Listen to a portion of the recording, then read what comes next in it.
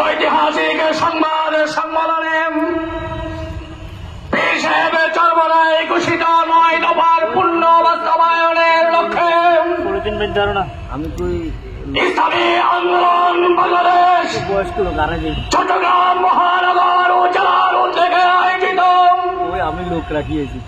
ঐতিহাসিক লালদিঘির ময়দানে আজকে গণসমাবেশে এই বছরে জাতির উদ্দেশ্যে ভাষণ দিবেন ইসলামী আন্দোলন বাংলাদেশের মহতরম আমির, বাংলার 17 কোটি মানুষের আধ্যাত্মিক ও রাজনৈতিক রাহবার মুফতি সৈয়দ মোহাম্মদ রিজাউল করিম পীর সাহেবের চরমরায়।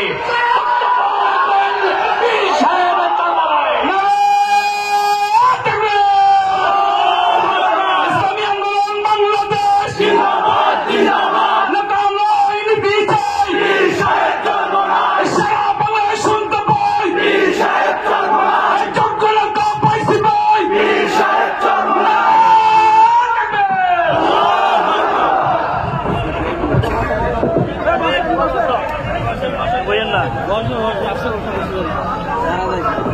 দরকার আছে একটু